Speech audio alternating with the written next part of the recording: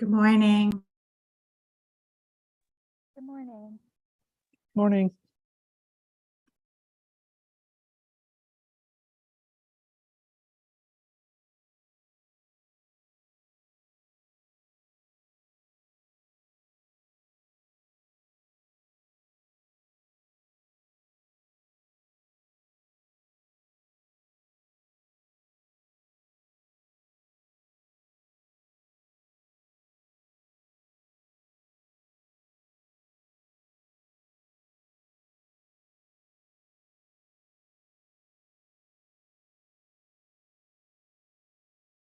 Rosalie, will I have access to sharing my screen? You should. Do you want to test it out right now? Sure.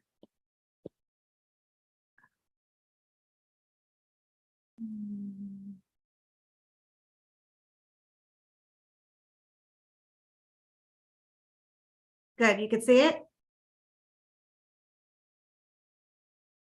Yes, I can. Okay, perfect. Perfect.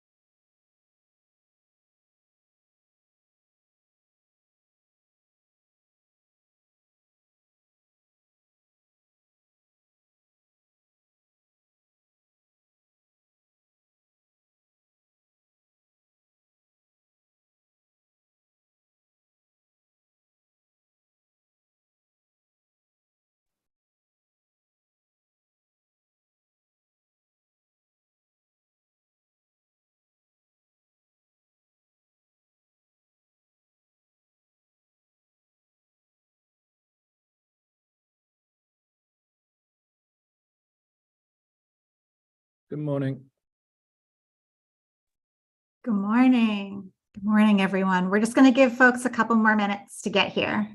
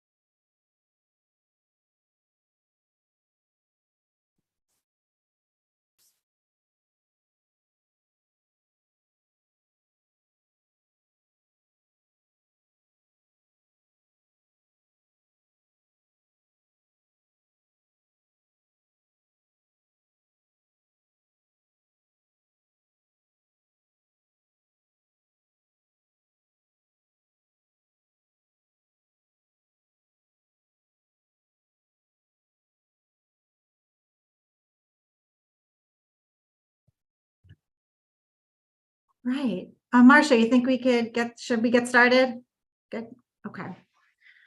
All right. So good morning, everyone. I now convene the task force to analyze and make recommendations on issues relating to the early childhood workforce development needs.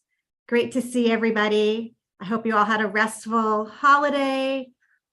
This is our last whole group gathering, and today's agenda is for us to vote on the executive summary of recommendations and discuss our work plan for the final report, which will be in on March 1st, by March 1st. And that's the agenda for today. So go ahead, Marcia, were you about to say something? Oh, okay.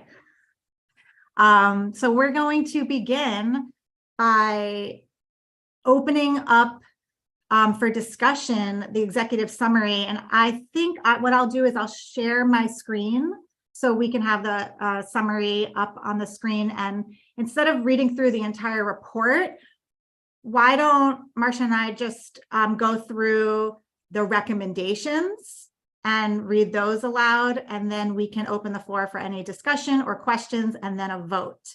Does that sound good?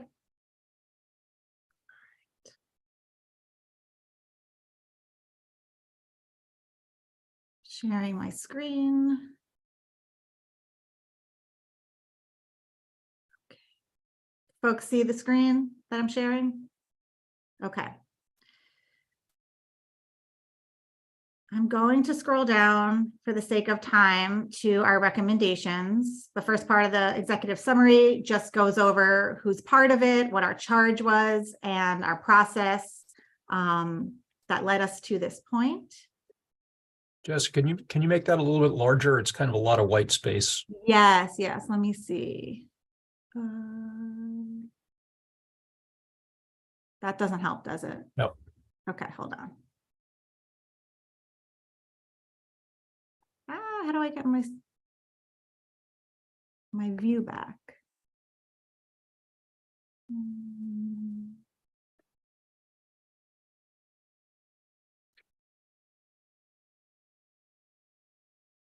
Hold on. Stephen Hegedus, tech support. How do I get my view back so I can get back to the scale? Well, I've already fixed Davis 223 this morning with IT, so I've got a new job title. I made it full screen, and now why don't you scroll up to the top? Not do that. Why don't you go up to the top, and then it should be there. Then you can press the green button. That will get you out of full screen. Well, I don't have a green button. Well, whatever color it is, that's to get you out of full screen. Or there's a view. Up at the bar at the top, Jessica, it says view options, or the little view on the far right, the little square with the hamburgers. Oh, hold on a second. And the double, yeah, there's like a double square. Hold on a second. I think I don't see it because of my, give me a second here.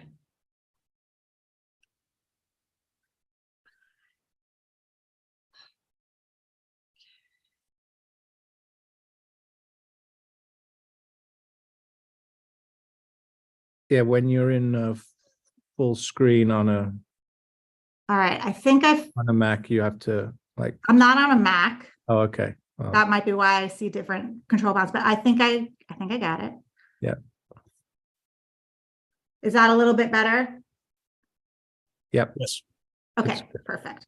Maybe also as a suggestion, if we could at each point take a pause rather than go through the whole thing. Okay, so each Recommendation, because then different folks may have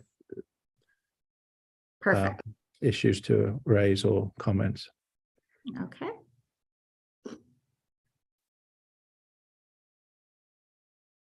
Okay.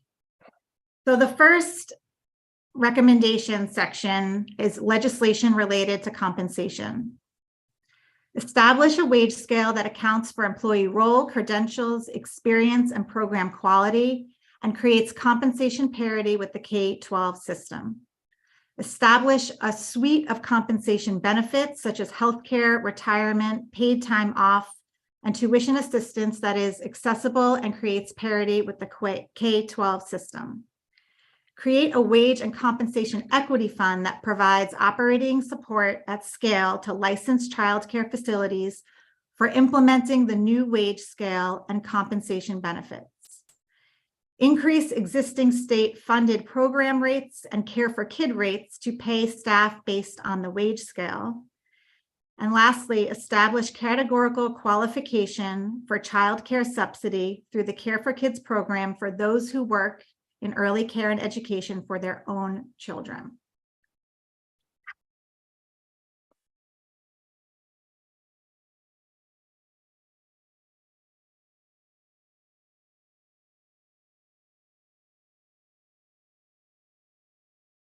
Any concerns or questions or suggested edits? And because I'm sharing my screen, I don't know if I see everybody. So if you do have a question or comment, you can go ahead and unmute and share.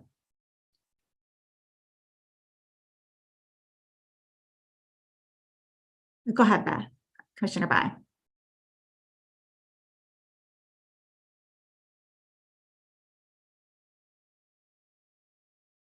Can't hear you.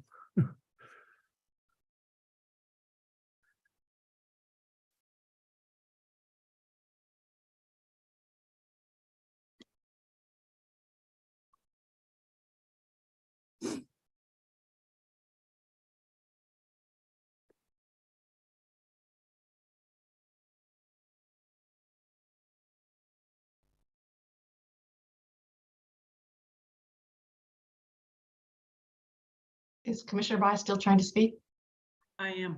Oh, we hear you now. I hear you now. Oh, Good. good. Okay. I think we have to be really explicit what we mean by equity. Like establish an equity fund. As someone who's been wrestling with trying to manage wage supports and get them out in an equitable way. Not all programs are struggling the way other programs are. And some programs have the means to pay staff more and don't, choose not to for the sake of profits. And so when you say an equity fund, you mean the fund to improve wage and compensation for programs that are not able to do that? Or do you mean by compensation equity fund, it's for all early childhood providers in all programs? So I just think you need to be explicit about, are you talking about equity or program equity or provider equity?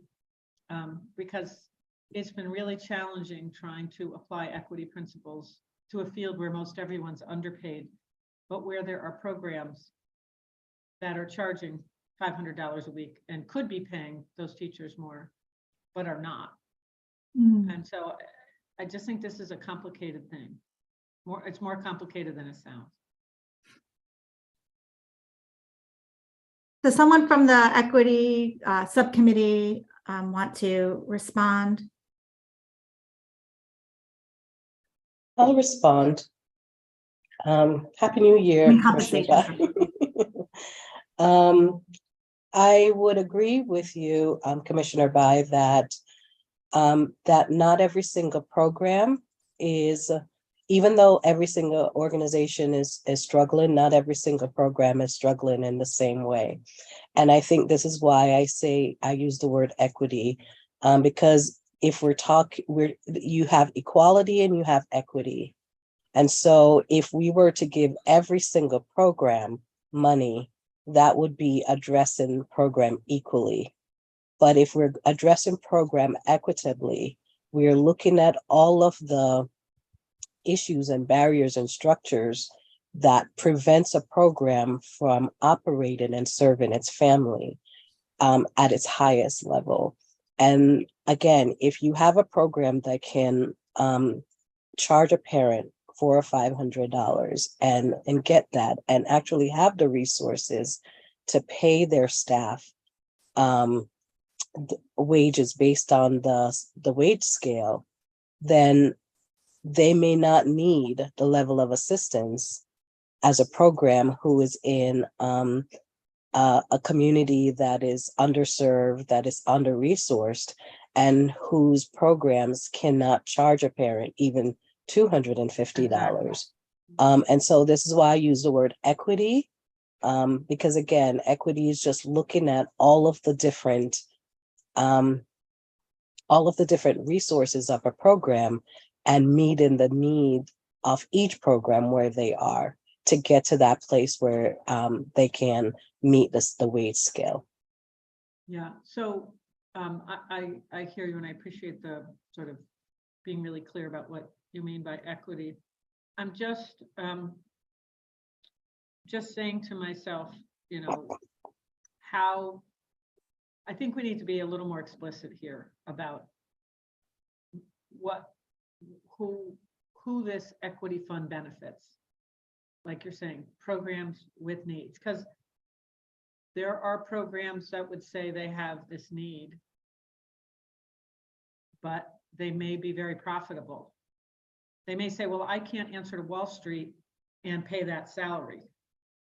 You know what I mean? Like, I have to answer to quarterly reports from Wall Street and make this much profit, so I can't pay teachers $20 an hour. So they might say, I need the funding too. I'm just like I've been really trying to get at this equity, what we mean by equity when it comes, and you're saying a fund, how does that fund decide? Well, if a program is equity? if a program is needing money so that they can pay their investors a nice bonus, then as a taxpayer, that would offend me. Yeah, me too. So again, I think if a program has money and I don't want to use the word profit, because there's not a whole lot of organizations that are reporting profits, and it's really very marginal. But if a program is saying, in order for me to satisfy my Wall Street investors, I need this investment to be able to pay dividend or to report a certain level of profit, then I don't think that would meet the equity requirement. But if you have a program that is, again, cannot charge a parent even $250, and there are programs who cannot do that, and because they can't charge a parent $250, and it's going to require per child $400 to $500 per week to pay a staff based on the wage, then that is a program that I would think that would qualify for an equity support or equity wage support. Yeah, Meryl, I hear you. Sure. It seems to me that the answer here is that you do a cost of quality study, and then programs that are charging more than the cost of quality aren't eligible to participate in the equity fund, and that the amount that a program could get from an equity fund would be limited to the difference between what they're charging and the cost of quality. And I would kind of push back a little bit on that, Okay. because again, every single person's expense is going to be different. So it cannot just be what is being charged. And also, we have to look at what is being covered by what's being charged.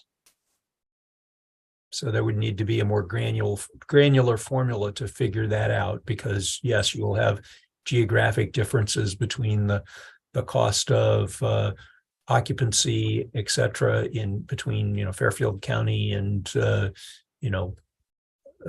Right. And rural. an example would be if a provider owns their facility and they're not paying rent or paying a mortgage, then if they're charging $400 a week and another provider is paying like a commercial rent in Fairfield, for instance, that's really very high. So I don't want us to get into the nitty-gritty of that, but I hear your point, and I think I think the work of the OEC and I think advocates will be to help to inform what that would look like. And And so I think that's something that can be addressed in the future. Thank you. Stephen? Yeah, thank you. I was trying to work through words, hearing what Georgia said in my head. The important point is the latter part of the sentence, right? And creates compensation parity with the K-12 system. And that's the hope out of doing however we do. I've missed, it's gone down now in your screen, create a wage. And can you scroll up? Sorry, I was reading. Sorry, for implementing the new wage scale and compensation benefits. So it has to be linked to that. Is there something where we could put in a fund that meets certain operational or revenue cost thresholds to provide operating support at scale, or after that provides operating support at scale to providers that meet certain revenue cost thresholds, or something to that effect? So we've got at least some language in there that it isn't, there's going to be some analysis done that assesses these competing forces at different locations, but essentially it's for implementing the wage scale. That formula is done and they can meet the new wage scale, then the fund won't apply. Maybe that's something like that is sufficient wording for this document, and then more detail would come in the March 1. It's just a suggestion.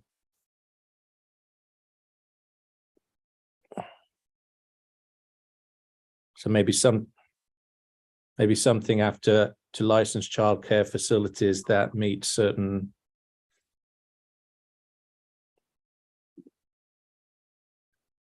thresholds, or I think Meryl was suggesting some language as well.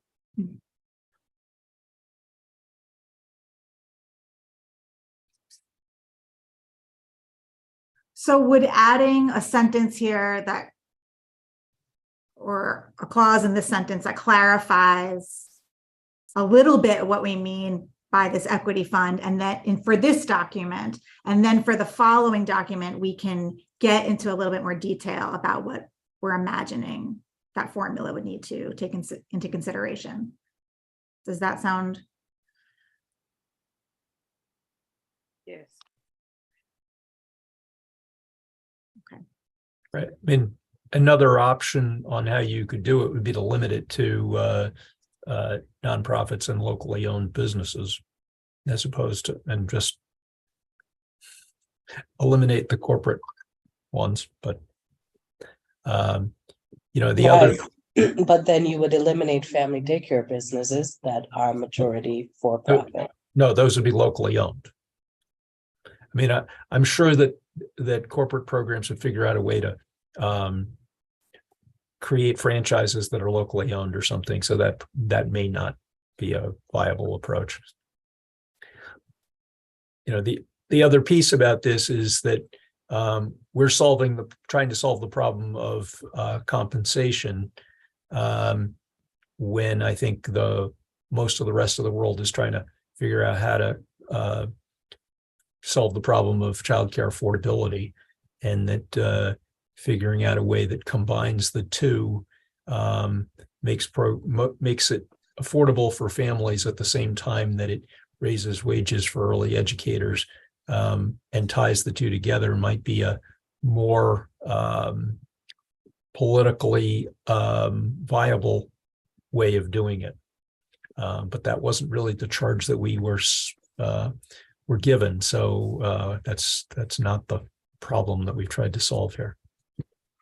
And in looking at and listening to all of the experts, and, Meryl, I've always advocated for funding to go to parents, and so that parents have choices in where they can spend those dollars. And Care for Kids is a system that most represents, in my vision, the best way to do this. But in examining what work has been occurring throughout the country, there's like limitation with every single one of the mechanism that we are going to suggest, but the equity fund versus the Care for Kids subsidy was a better option to meet in the needs of most of the programs. And again, it was really very hard for me to shift from the Care for Kids as a vehicle and a tool to do this. But in looking at what best serve, what's going to best serve the majority of the program that are serving the most vulnerable children and families, I think and creating an equity fund that shifts the cost or allows the state to support some of that operating cost so that that cost isn't passed on to parents. That was a part of the thinking around creating that fund.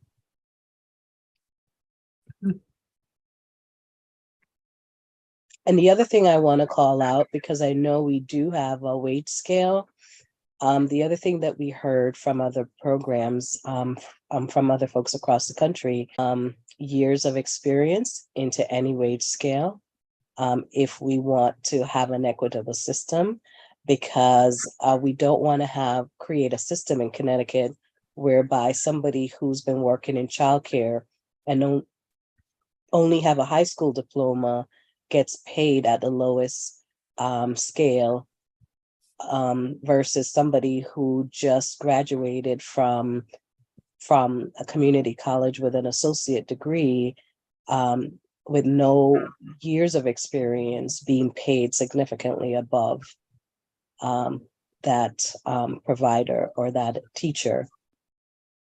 Yep. So I thought it was very important to make sure that anything we're building does factor in experience. Absolutely.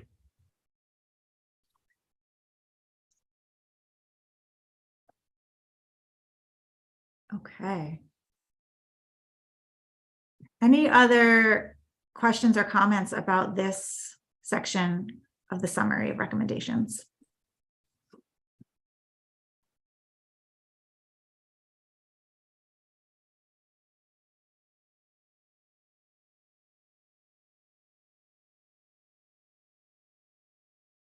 So are we adding? If I'm taking notes, if someone wants to add it live, with editing privileges, welcome to do that. I've put a note that we need to add this. I'm keeping kind of like a running list of the amendments to this that I'll mention when we're voting on it. Unless somebody wants to jot that sentence in as we speak. Paige, did you want to do that? I see your. If it helps the group, I'm happy to do it. I just would like, just be clear where you want it and say it one more time. It's this one. It would be in yes, it would be in that one where it's create a wage and compensation equity fund. It's like 2 providers that meet an operating threshold. And that way we don't have to be specific, but you do say that Right. there is a qualifying factor. That meet an operating threshold? Yeah. Thanks, Jenny. I suggest that, well, we're going to vote on the final document, so we should be making edits along the way rather than going through it, right? And I don't know whether you want to highlight that as a change or if people are good with sort of mentally tracking that. Patience, young Jedi. Hold on. There we go. There we go. That's Thank it. you, Paige. I don't know if I like lavender. Color of choice. Go ahead. We're inclusive. No, you're good. It's a lovely color.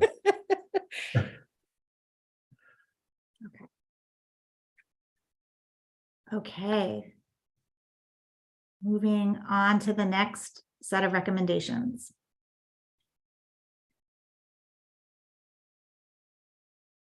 Legislation related to equitable access to early childhood educator preparation. Student loan forgiveness for all institutions of higher education early childhood prep programs, both public and private, who support the early childhood pipeline, with 5 years of service to the early childhood field in Connecticut. Tuition replacement or reimbursement for all early childhood prep pathways, public and private programs who support the pipeline, with 5 years of service to the early childhood field in Connecticut. Residency for educators at the associate's and bachelor's level to receive compensation and ability to student teach in their current position at their place of employment. Consideration for credit for experience.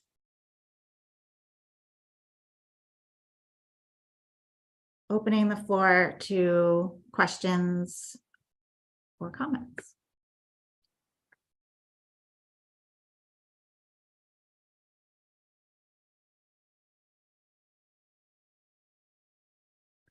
I'd like to offer an overarching comment for the group. So I'd part hand in this, that I think part of these recommendations can also apply to other areas as well. And I think a priority here, of course, is early childhood, particularly in shortage areas that we have in Connecticut. And part of the last bullet is sort of tied up with our teacher preparation regulations that need updating as well, so folks have context there. So that, and there's work being done on that, and one hopes that we've made some advancements in the graduate world and being able to have residency, a residency educator certificate, and other mechanisms to allow people to be teachers on record and move towards their certification being employed, and we need that as well at the associates and bachelor's level. So I think it coheres with a general movement as well across higher ed providers in the state. And I'm just going to pause there. It's just an overarching comment. So there's a general movement in this direction for others. Brian, I pass my baton to you. Thank you. In reviewing this in advance, I was just a little confused on the wording of the third bullet. I apologize. It's just my lack of understanding of the context here, because it talks about residency and then also student teaching. And then, so is it, I'm just wondering if the legislators will have an understanding of what we mean by that. I think in the larger document, we could cite the REC as well, and work that's been done there, which is, I think we're wanting it at the earlier levels, right? So, and that was legislated a couple of years ago. Mm-hmm. So, okay. I think, Brian, maybe Deb Adams could speak to this, but or Kaylin, but there's been an ongoing struggle for, I don't know, 15 years I've been at UHeart, where we have people employed, but we can't use employed sites for student teaching. And so the residency makes inroads to that, but there's nothing on anybody's books, at least that I'm aware of, that lets us move in the residency-like direction for student teaching, even though there's new, like the Next Gen program lets us use field experience, or people get paid for field experience. So the timing is such that we could tweak that in a way that I think would be really supportive of early childhood folks. Does that make, which is why yeah. So Yeah, if there's a better word, but I think it's like, So do we need to define residency-like experiences for educators? I think I would suggest, I mean, we might have to interpret a lot of these words, but having sat in those many offices. So I would leave residency. I think it does have a meaning, but I do hear internships used a lot. We don't tend to use that, but I would add student teaching internships. And it's sort of that the internship word, I think, also captures the paid experience. That would be my suggestion.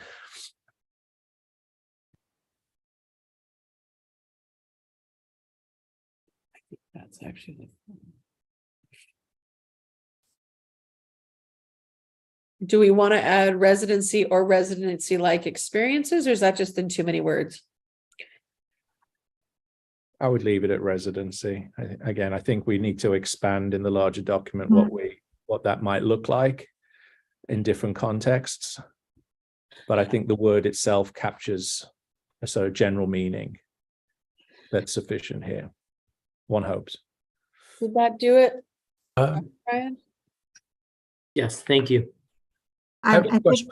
Yeah, go ahead. go ahead, Meryl, go ahead. I have a question about number 2, tuition replacement or reimbursement for early education prep pathways with 5 years of service. Now, so are you saying that you have to have 5 years of service in the field before you can get tuition replacement to go on to earn a degree? I'm just trying to understand what that bullet is trying to say. I think it was initially I think it initially was saying tuition replacement or reimbursement, and then you would need to give 5 years of service. Okay. But I hear you asking the other question, which is if I have 5 years, so I guess anyone would be eligible for tuition reimbursement or replacement, but then there would be a give back. I think I was hoping for more like 3 years, but other people felt like that was maybe not enough. Maybe there could be a line about service already given. I don't know. Maybe if we added with a commitment of 5 after with, does that I would- clarify? I would say with a commitment of, because the Yeah. point of this, and I was the one who pushed for the 5 years, was to ensure that people didn't use this as a means, and forgive me, I keep turning my camera off because I'm coughing still. But I didn't want people to use this as a means to get a benefit and then just exit the workforce. And so I think I would even push back against having previous years commitment, because the goal is to ensure that people remain in the field after receiving this benefit. I can totally agree with that, Georgia. That's great. Makes sense. The 5 years also, where there's data in general on retention level data and losing people at that sort of 3 to 5 year gap. I think it's an incentive, and it's a recruitment, it's a retention initiative as well. Anyone from OEC, is there a reason why we need to say, or SDE, early childhood field, all settings, all ages? Do we need to clarify that so that doesn't get chipped at? Or Karen? Well, I mean, like, certainly we're short in home visiting and birth to 3, like, we're short everywhere. So, I mean, I think this works, but I'm open to other feedback if it feels too. If the goal is birth to age 8, that's what you should say. Like, it should be very specific. And if you want to have different pathways within that birth to age 8, or you want to have different opportunities within that, that's fine. But if your goal is really birth to age 8, that should be what you write. Like that? Yeah. Can people live with that? Yes, I like that. Yeah. I certainly can, but I'm skipping ahead. The next section has an or, so we need to. Yeah. We need to clarify or I know there's been a lot of discussion page, right, on this. So I think we need to be consistent with the next one. Same thing in the first bullet. It ends with 5 years of service to the early childhood field. So we should probably just copy that same language, a commitment of 5 years, birth to age 8. Mm-hmm. Great. I mean, it's a few more words, but my worry is people always assume what early childhood means. So I'm comfortable to say birth to age 8, all settings, or again, if there's other language to add there, I would rather say too much there than not enough, but. I think it's good.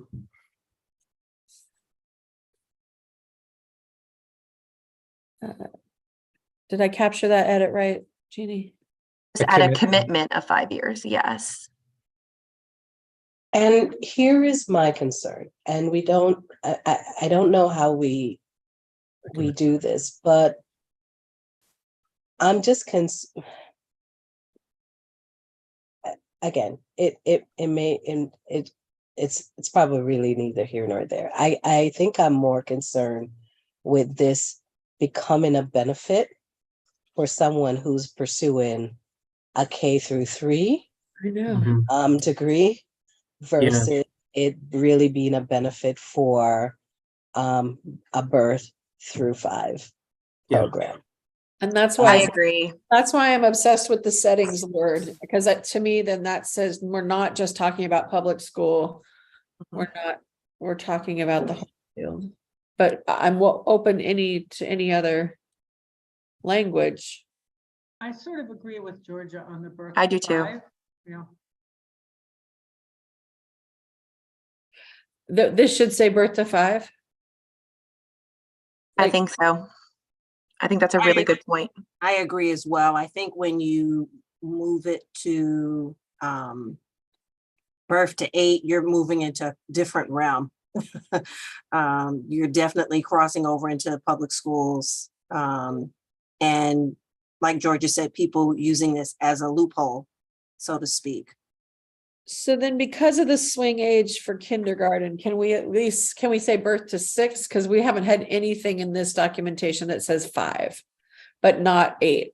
So my thing is that if it's birth to age 5, I completely agree. If in that case, then you should say birth to kindergarten. If you don't want to get caught up on age numbers, just so there's a clear understanding of what age this grade level this is going to. But the task I force mean- wants to look at infants through age 8. Exactly. It was not a birth to 5. That's not what we were tasked to look at in the original. 0 to 8 was the numbers. That was the age range we were given to look at. Okay. But I think people are saying for the purposes of the loan forgiveness or tuition replacement, we're saying if you're going into a 1-1, if you're working in the grades, then you have other access. We're saying we need to target the birth to age 5 or birth to kindergarten or age 6. Birth to kindergarten would probably help us not be repetitive. That's the window that needs the investment. Specifically, when you're talking about residency or educators for those of the associates and bachelor's level, that's where you see the birth to 5 population that really need to benefit from this consideration for credit for work experience. It's that group, because once you get into the public school, you likely have that. And I actually like using the word kindergarten because it kind of flags some of the other debates about what happens with kindergarten. And I think it underscores making an investment in early childhood folks for kindergarten. Anyone push back? Bad idea? I'm holding the ideas that y'all are sharing, and I agree with it. And I'm wondering if we did have birth to age 8, are we also supporting in the recruitment and support of teachers of color in the early childhood classrooms in the public school where there is a barrier? So does this address that barrier as well by offering that through age 8? There are other benefits that's offered through those educators in the public school system. So what we're saying is let's just create one specifically for birth to 5. Okay, I hear you. Makes sense. And there could also be like another phase of this that extends up to age 8 when we. Here with to the the next. licensing. But my question is the word. This is really kindergarten- about financial support. So, Go ahead. sorry, did you hear what I said? I keep getting internet blips. Can you start over, Stephen? It was a little. Sorry. Yeah, I just wanted to revise what I said a moment ago based upon what Georgia and others just said, because it doesn't have to link with the proposals below for new licensing. In my mind now, this is about investing in the birth to kindergarten field for the reasons just given, and and then there are other benefits for those in the other grades up through age 8. I also agree we should use grade names versus ages. So then can people live, so people are saying birth, for number 2, changing it to birth to kindergarten because we want to focus on that age band, and we're intentionally using the word kindergarten because then we don't get in a 5 or 6 age. Is that, do I have that right? Yes. My As understanding. scribe, as purple scribe. And then our charge, as Marsha said, does go from birth to ages 6, 7, or 8 up front. So then there are other recommendations that address some of those other ages Mhm. coming in a moment. Deb? Hi, thanks. I'm wondering if, in listening to everyone, there's an unintended consequence hidden here where compensation, if not addressed, of course, in the birth to 5 sector, regardless of what you put in birth to kindergarten or age 8, people are going to commit to the higher paying wage job. So legally, I guess, technically, can you sort of force someone to commit 5 years to a low paying job? Right. So there might be some legal aspects here regarding just personal, professional opportunities. So I do think that this is very much linked to the compensation question. Just to kind of put that out there as I hear the conversation and see a possible unintended consequence of people just gravitating to the public school pre-K, public school kindergarten end, and really missing out on the birth through age 5 in the private childcare sector world. And you're so spot on, Deb. All of this, everything from this point on is really, it hinges on the compensation issue. Yeah. And I think if we don't address the compensation issue, then we're going to have all sorts of unintended consequences. If any aspect of any part of this recommendation goes forward without the compensation issue being addressed. I totally agree. And though, yes, and I think this language has a person make a 5-year commitment in the age band that we need them.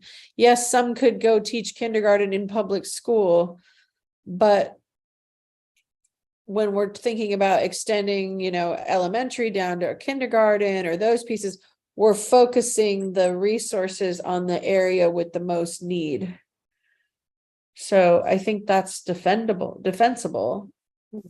And at least it doesn't mean that they have to go to the higher paging wages, especially if there is the compensation piece. So I think what Deb's concern though is that if we create this language and we sort of put like a 5-year clock on this, that what we would end up having is people, if they take advantage of this benefit, that they would opt not to be in the community-based provider, in a community-based provider program, but the majority of them would opt to be in the K-12 system, teaching in the kindergarten level, because that's where the higher wage would be if we don't address the wage issue. So again, I think I hear you, Deb, and I think everything hinges upon the wage issue. And so I would echo that concern. That we cannot do any of these things if we don't address the wage issue everywhere, because then we would create an even more vicious system for the early care system, especially for community-based providers, and the unintended consequences wouldn't just be for the providers, but also for the families. Yeah, and I would just caution, or if you have examples of where the 5 years of a commitment, are there other fields that have a letter of commitment and the person is legally bound to that? So I think some of the questions you might get back from legislators may be that the 5-year piece and how to hold someone accountable to that and whether that's even legally possible. And I'm wondering if you had examples of other fields or situations where that has happened, where that is the case, where there is a time period where you commit to the field in order to access the funds for loan forgiveness. I think there are programs, I could be mistaken, but I'll let Meryl go because your hands are up. I was just going to say, if you do it as loan forgiveness as opposed to payment of tuition, sort of we'll pay for it in return for you working for 5 years. That's different than saying you can get a year's loan forgiveness for every year that you are working in the field, with the idea that you're paying it off in 5 years and you have, you've done your time working in the field. You've fulfilled your commitment. And I I think that think- there are already programs like that for, doctors who work in, underserved communities and things like And there are federal employees, programs for federal employees as well. So I think there are programs that are out there. Paige? I just want to say, I do think this does lower barriers, because I know if I had some of my students, if they didn't have loans to pay back, then they would choose to work in an age band that could pay less. So I think there is a little bit of a barrier really there. And also in terms of tuition replacement or reimbursement, I just know from the 5 years of Montessori scholarship that if there's not initial payment out, that also reduces for some people to be able to go and complete bachelor's. So I know it's not a panacea. I see that it has problems, but I do think those are 2 steps towards, especially when paired with compensation, better access, and, as Karen would say, a viable profession. Karen? Yes, so I just wanted to lend the comment that from my previous work in public education as a school principal, particularly working in urban areas, there has been loan forgiveness for teachers who work in low-income, high-need communities, that they do get a degree of loan forgiveness after a certain amount of time of service. I've signed a number of those forms verifying that my staff actually met those qualifications. So there is a precedence for this out there. And so I think, we should not be hesitant around it, because this is not a novel thing. This happens in education, public education currently. And that's what I was referencing, Karen, that it does exist at the elementary level, a program like this. I don't know how many years you would have to work, but I do know that exists for the public school teachers. If you do work in a urban setting, that you do get loan forgiveness. Yep. Marcia? So in listening to Deb and Georgia, it seems to me, if wages are an issue, then perhaps we should consider maybe a 3 to 5 year range, as opposed to 5 years, someone in a low, a position where wages are really low. Or we should either consider birth to 8, where wages, may not be an issue, and then you can put in 5 years. But I'm struggling a little bit with both. With 5 years in, where wages aren't that great, and then limiting people to, birth to kindergarten as opposed to 8 years old, where then the 5 years may not be as much as a burden on that individual because their wages would be a little bit higher. So, I'm not, it's like there are 2 goals here, but I'm not sure which is, which would be the priority. But I do, I understand, and that's just kind of piggybacking off of what Deb was talking about, actually. Could we add a statement? Because it's kind of like in the preamble to this section, but I'm wondering if we need a statement under each section that this only works if the first section of compensation is addressed. Like if we just reiterate that in 2 and 3. I think that's a very, I think this these other components are very much contingent upon the compensation piece. So I think that has to be called out deliberately and right up front, so that it's not a thought that we can maybe pick and choose from these things and they could be implemented, right? None of this will really work if the wage and compensation issue is not addressed. So yes, I think that needs to be called out in a very salient manner. Stephen?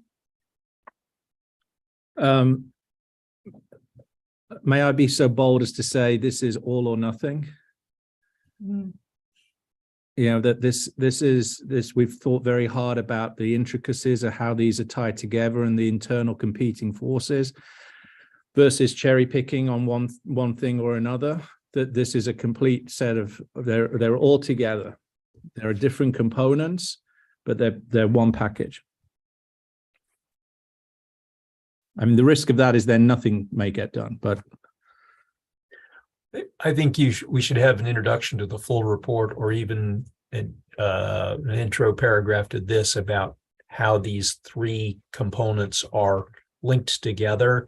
And if you did one of them without the other two, there will be unintended consequences. Yeah. Or we simply say that the subsequent recommendations are conditioned on the previous legislation recommendation, which is the compensation being passed. And so back to Stephen's point, it's all or nothing. If we don't get the first one, then none of these other things can go forward, because they are conditioned upon the wage and compensation recommendation.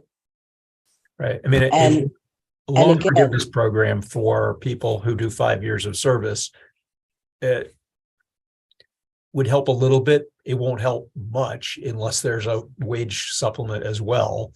But there might be some people who would say, I would work in the field for 5 years if I can, go to school for free.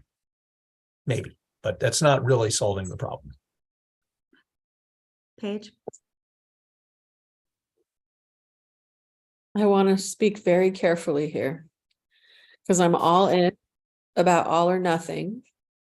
And our subcommittee has made serious steps forward on the reality of what needs to happen for even the work to happen, which is basically because I really, honest to God, hope to retire before the regs get fixed.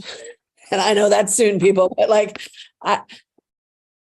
we have to have a legislative, I'm going to call it the envelope, created so that SDE and OEC can talk. And please, Commissioner Bai, correct me if I'm wrong, but having had conversations on the subcommittee, we need to create an envelope that gives the directive or support and supports, I don't mean in an oversight way, those two agencies working and thinking together on this. And so absolutely all or nothing, except for, that's why in our section we put first step. We need that first step to happen this legislative session.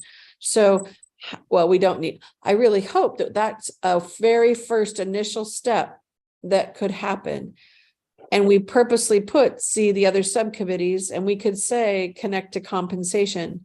But how do we, if we don't create that envelope, then none of that other work can happen, and it's a system. So somebody help me, because I'm feeling stuck. I want to say all or nothing. I want to say all or nothing, but could you at least start by creating the envelope that lets us get some work done? Somebody help me, please. Paige, we're going down in the ship together, Paige.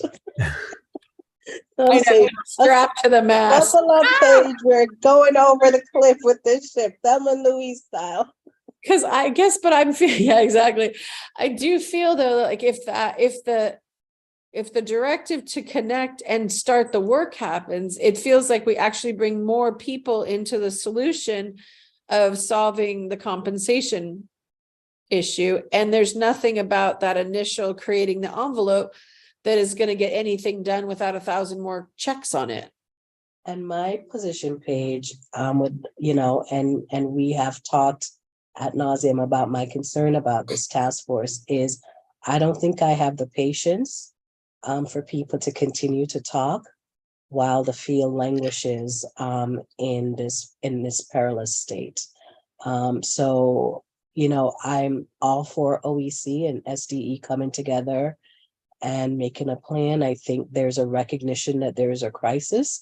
And so I think, you know, the crisis is creating those conditions. But I think I want to make a very bold declarative statement that we're at a point now where it is all or nothing. We're beyond talking.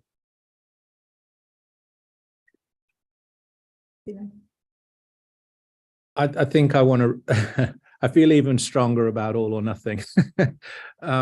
I believe that there needs to be a statement, as Meryl said, set up front, that these are interconnected and they're intricate, and they're not just, you know, bullet points on a page. There's a lot of mechanics behind these recommendations. So that some statement about the interrelatedness that nods to the not only the complexity, but that this is a complete package. I would also add, based on what Georgia said, that the number one is number one, and make that, without that, even if work carries on with 2 and 3, you're going to get this disjointedness. So the contingency, the 2 and 3 contingent on 1, adds more weight to the interrelatedness, but specifies the priorities. And at the end of the day, these are recommendations, right? So it's then whatever happens to them and how they get incorporated at all in legislation and subsequent work, hopefully will be a consultative process. But for the purposes of this document, I'd recommend adding those 2 things that has a strength of, you know, that this is a complete package, but also that there are priorities and contingencies or conditional. These are conditional. I'll look at the document on the side and see if there's any edits I can offer Jessica and Marcia. Thank you. I put just like a sentence starter for a call out section, a bold section where we clarify that these recommendations are interconnected, that they're linked, and they hinge upon the compensation. And then I just also added, again, in the header for number 2. Any other comments about this piece, this section? Just to revisit and finalize the commitment part. If we're going to go birth to kindergarten, we might want to consider 3-year commitment. If you want to leave it birth through age 8, I think the 5-year commitment might stand stronger. Just a thought. With contingencies in equality between those 2 things, it might be worth the 5 years, but something to think about. Can you repeat that, Jenny? I'm sorry, I missed that. With a commitment of 5 years of service, birth through age 8 might be better. With the commitment of 3 years, that birth to kindergarten might be better. We've kind of gone back and forth on both of those. And again, there is a benefit that exists currently for kindergarten teachers, elementary school teachers. And so we are offering up an additional benefit to them by simply just introducing this benefit. So why not just focus this benefit and the resources on early childhood education teachers? Because again, you know, there's a dollar amount attached to these benefits. And so once we start to open it up to the elementary school system, then we are increasing the fiscal cost to this program. And so then if a person who is better positioned to take advantage of this then becomes the K-12 teacher, or then the benefit really doesn't serve the early care field. And that is my concern. The benefit already exists on some level for elementary school teachers. We're trying to create something for early childhood education teachers. And if we want to address the issue that it forces someone to stay in a profession for a very long time, then structure the program in such a way that every year a portion of the loan is forgiven. And so that if somebody decides to spend 3 years in early childhood education and move on, then they get 3 years of their loan forgiven. Or they get 3 years of their loan forgiven. And they're making that choice. Everybody is making a choice. Nobody has to participate in the program. And if they decide to spend 5 years, then they spend 5 years, and that's it. When I get my mortgage, if I finance my house through Fannie Mae and Freddie Mac, I have to live in my house for a certain number of years. So there are different programs that require people to do certain things if you're getting taxpayer or state funding in order to do it. So I don't think this is an unreasonable request to ask somebody to do something.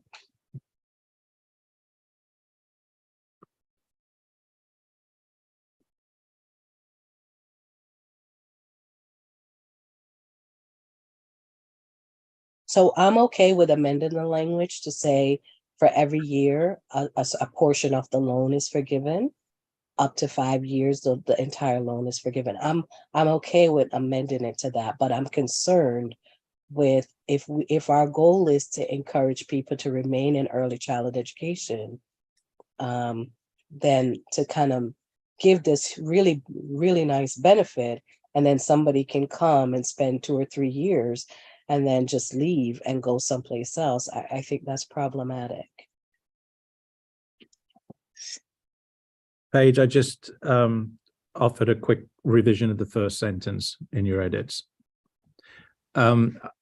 Georgia, I think the progressive loan forgiveness, as we discussed a bit about that was suggestions I made when we had with the federal as well, that it's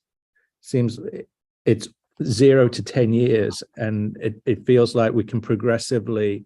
It's a retention initiative, right? The more you spend in, the more forgiveness.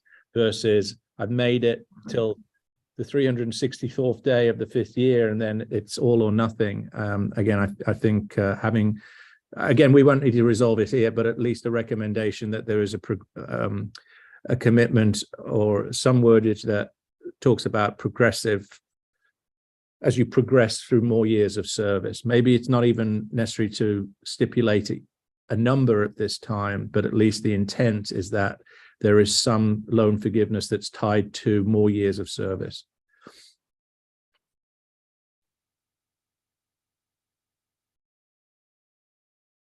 I'm just putting some language in because if we're going to vote, we need to know what we're voting on. So do we want to try to put some language in there or just leave it at 5?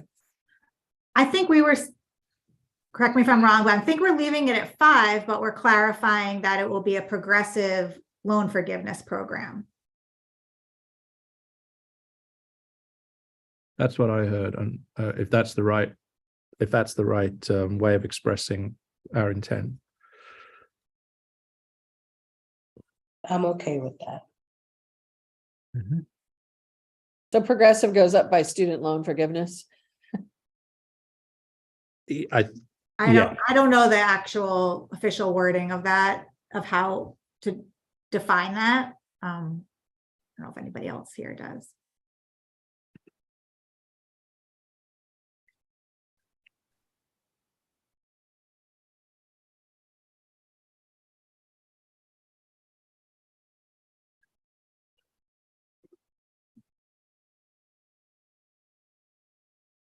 We'll describe it more. Linked to years of service. Mm-hmm. That makes sense to me. And it's through service. Okay.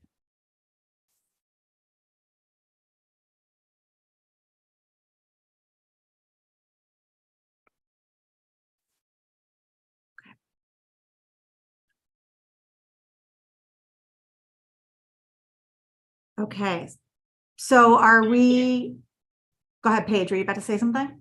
Okay, are we okay to move on to the last Well, not last, the third section. Okay, Question, yes. are we not going with the same language for the tuition and what was the second one? Tuition and reimbursement or replacement? Because there's 5 years there also. And should we have, since we are going to be voting and there has been some feedback on 3 or 5, are we going to be voting on only 5? Or will there be an option for 3 also with some language around that? I think to be fair, we should put both. I think we could say, allow people to be able to choose either 3 or 5. Maybe I'm the outlier, Marcia, and more people want the 3 versus the 5. And I'm willing to concede that as well.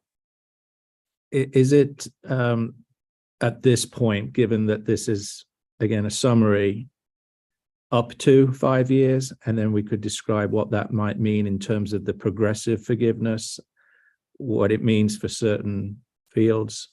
That tends to be language I've seen in other legislation with up to.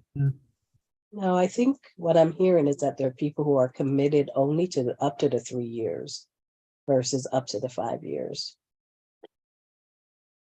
So I do want to recognize that. Okay.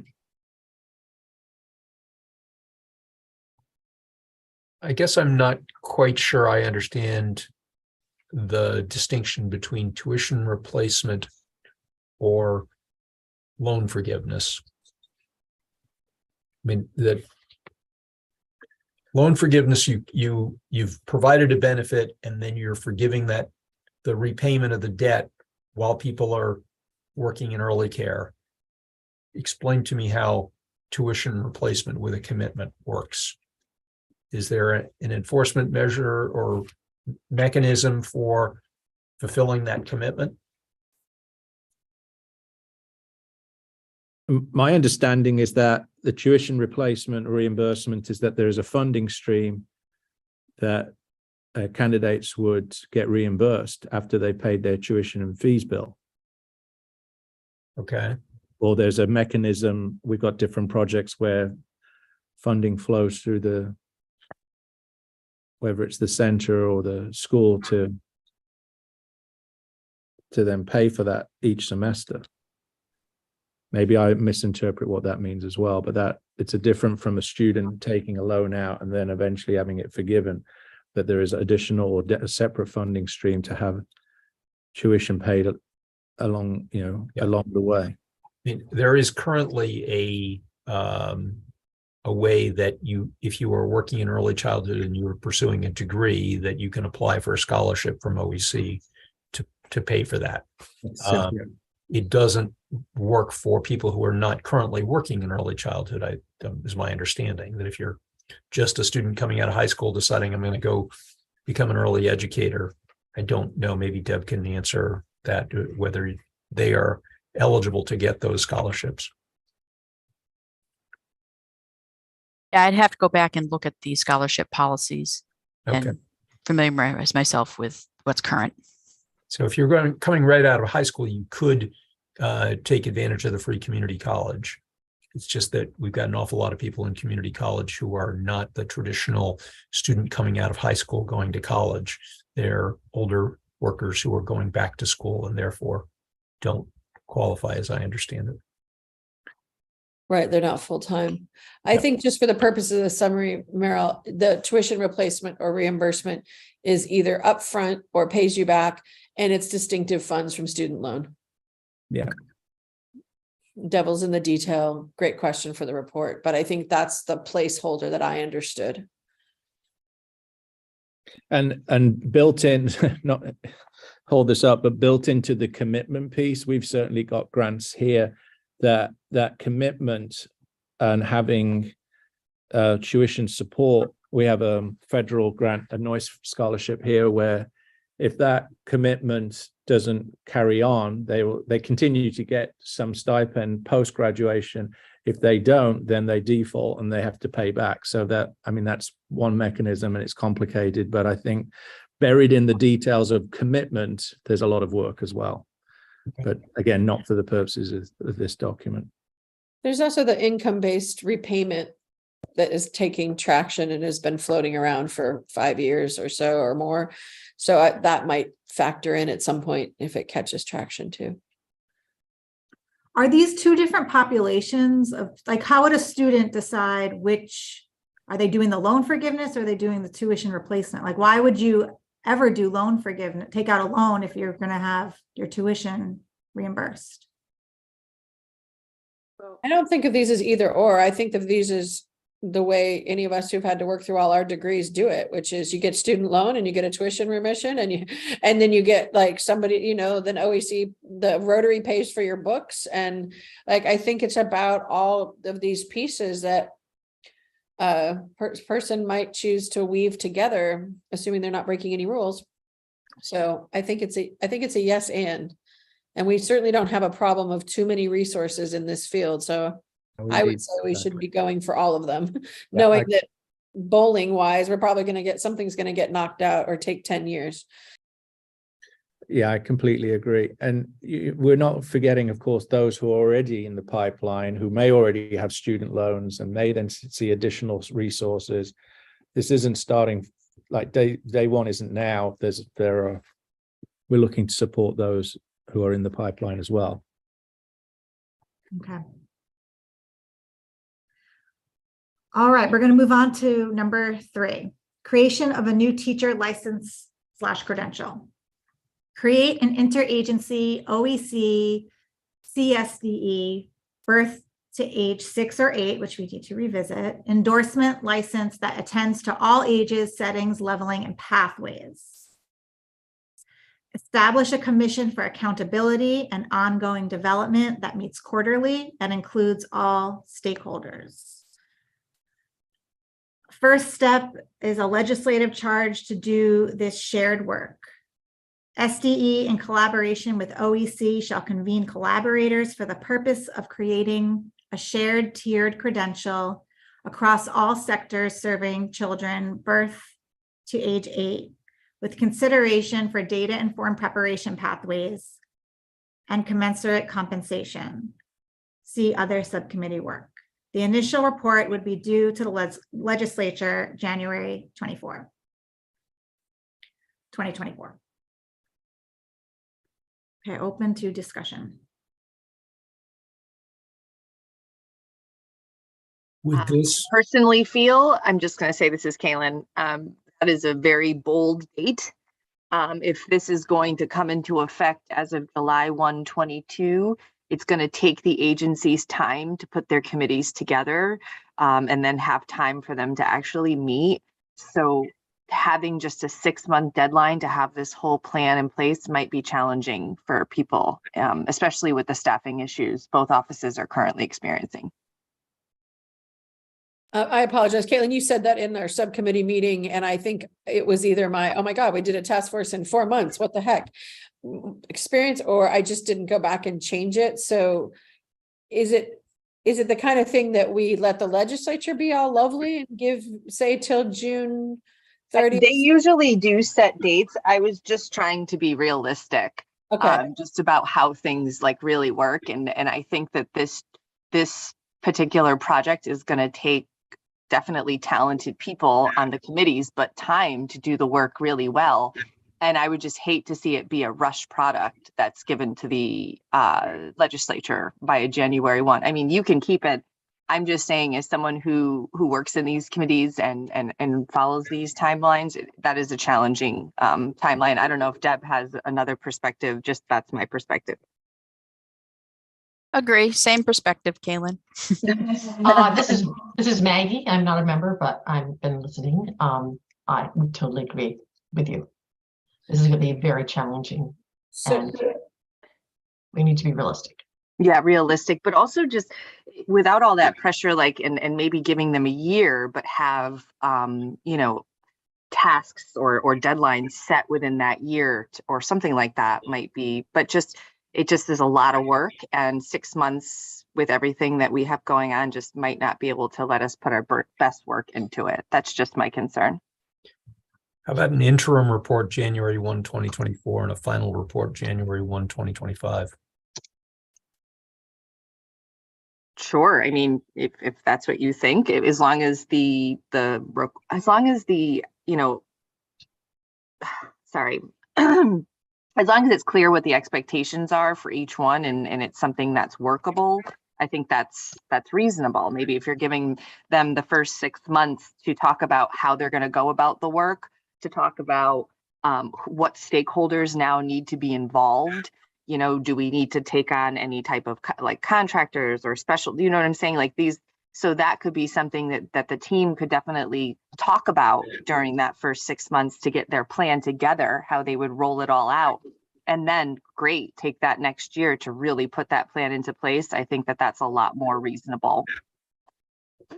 Well, just Maggie, as a legislative person, it's the bill's not, if this did go forward, it wouldn't be passed and effective most likely until July 1. So that realistically is only giving you 6 months till January 1, 2024. So Correct. Exactly. So my thought was you need to have some deadline to actually convene the committee, figure out what the work's going to be, so that we don't go months and months with nothing happening. Correct. I think that would be great if the committee had guidance and said, hey, take the next 6 months to figure out X, Y, and Z for your work plan for the next year. I think you would get a lot more thoughtful and meaningful response, and to be able to bring in, the qualified professionals to support the work as well. Stephen? Yeah, thank you. No, I respect the timeline and it needs to be thoughtfully done. In a sense, I'm less concerned with the report. I'm more concerned in getting the work done. If the report then needs to inform the legislature of steps that need to take place, then having something in their hands in January versus June, whatever the year, is important. So it's ready for the session. But I think it's up to us in deciding how long will this work take. It's done, to Caitlin's point, done methodically, carefully, with all stakeholders involved. And that's probably going to be about 2 years from my point is that we don't want to tie ourselves up with reporting versus getting the work done. Absolutely. And as you know, for the higher ed piece, there's going to be a big lift, especially for our institutions that don't have this type of coursework that want to be a part of this as well. Right. And I think back to the EPAC work, right? I mean, that took several years. There were recommendations. And then after that was all done and the committee work was finished, it took years to implement. Absolutely. Absolutely. I mean, right now for EPP, an educator preparation program, to go through program approval is taking about 2 years in and of itself, just because of all the staffing, all the program approval steps they need to go through. So it is a timely process. So it needs to be done really well. So my concern though, and I want to, Brian, if you maybe move away in here, my concern, and I know I'm saying this as a person in a higher ed institution that already has these programs, but my concern of not having something by January 1 is the problem is happening now and solutions are being made.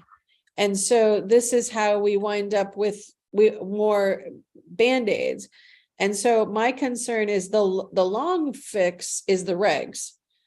And that's going to happen in a different timeline. The early childhood crisis is now, and we have a pipeline problem, and we're going to start creating programming like adding kindergarten to elementary, or the 165 winds up being in birth to K, in birth to 3 programs, despite there's different preparation, because those problems are happening now. So I don't want to create energy on a report, and I don't want to create an unrealistic time.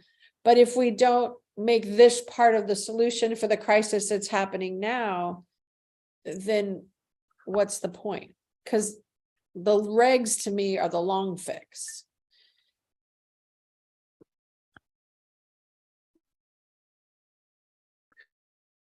Well, I think there needs to be some coherence to all these efforts because they have been band-aids till now with regards to Right. the regulation. We've So- legislated our, I'm sorry, I apologize. Yeah, we've legislated ourselves into a, yeah, Right. I know. Exactly. So But this I would be another say- legislative piece, if the regs aren't done, that will come in and kind of serve as a Band-Aid for that until the new regs are done. And then this would be implemented into the new regs. But we have so many Well, initiatives that we've regulated our way out of these regs, and this would be similar to that if the regs aren't done. Well, I would, if I may, I would offer a suggestion that this is not seen as a Band-Aid, back to my point around this being a package, and that this should cohere with any ongoing efforts. So part of interagency work is to look at what's necessary and on the table versus getting Band-Aids all the time. So it's like a stop with the Band-Aids. Absolutely. And let's get coherent with all of this. And otherwise this will be seen as yet another layer. And back to Paige's point, then which comes first? There needs to be an alignment. And I think that's part of the work over the next 6 months, is to say, okay, let's see where we're at. Let's align all these other things and what's the plan going forward. And then we'll have a full plan in a year's time. I can see that being reasonable. Absolutely. The regs, though, I can guarantee will not be fixed in that amount of time. No. Because of just the political aspect of it takes a considerable amount of time. So that the regs being fixed will not be our immediate fix for this situation, unfortunately. Point taken.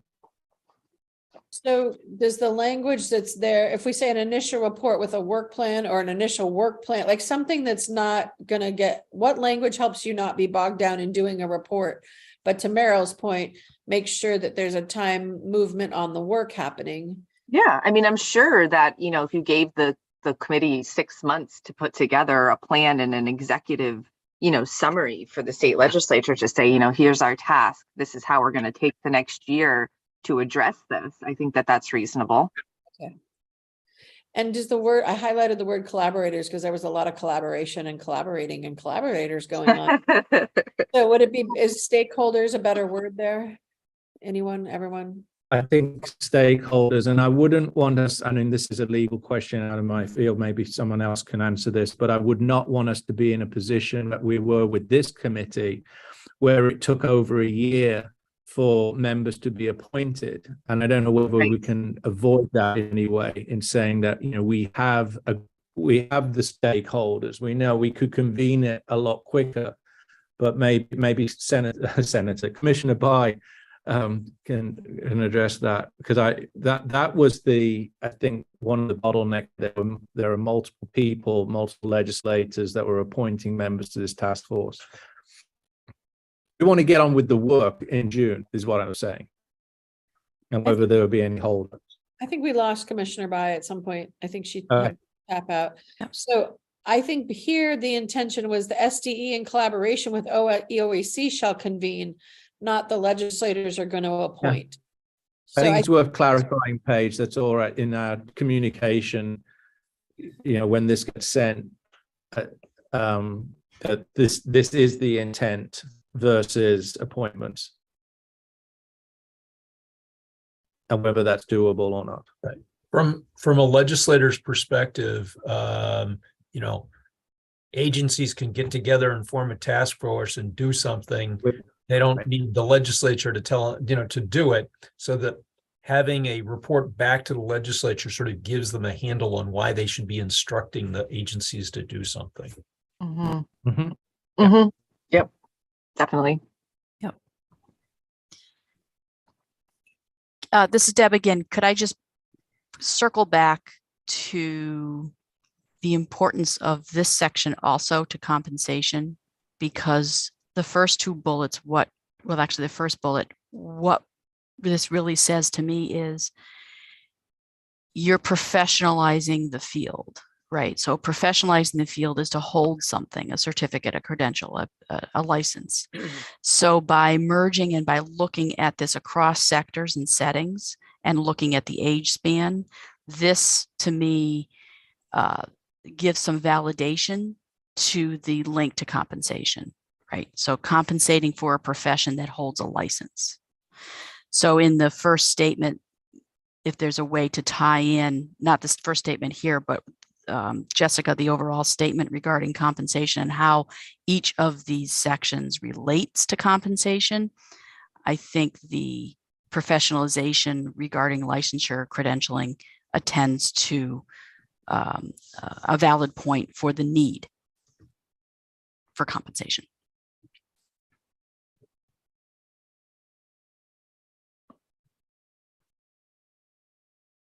I think don't, that's I want to add, though, we don't want to create the credential and then say, because we have the credential, that compensation then should follow. And I know that's not what you're suggesting, No. Right. Deb, at all, but I just want to, I just want to put out there in the atmosphere that we don't want in any way, shape, or form to say, well, let's create a credential and professionalize the field as a means to justify compensation.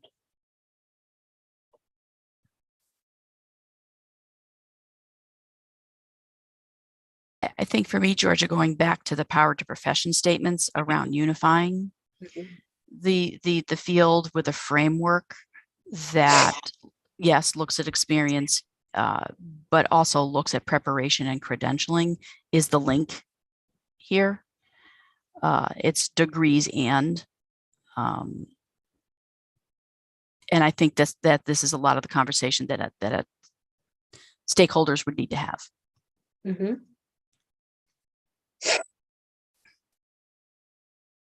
We just a minor edit. Do we want to add credentials? We've said endorsements, license. Should we include credentials in that list? We've put it in the header.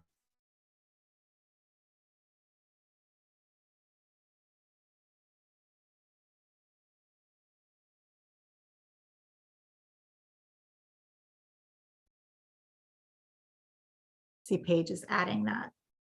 And are we going to leave the ambiguity in there? I think based on this conversation, age 6 or age 8, or are we going to talk up to age 8? Or if we leave it as stands, then it's still up for discussion at what age we're focusing on. Well, I think that in the subcommittee conversation, subcommittee members, correct me if I'm wrong, but the first step was to create this work around birth to 8, the credential being birth to 6 or 8, I think is part of that initial work, in part because of wanting to be a little cautious of what we tip, because I think what we create could very well replace things that exist. We want to be intentional about the impact of that. Right. I just want to, I agree, Paige, as you know, leaving or allows that flexibility, or I'm saying, but it all may seem ambiguous. So. Well, I think in terms of like what we actually hope a legislator might pick up and push forward from this section is this. Creative. And this is part of the larger report work. Right, as Meryl said, we could do the first 2 now.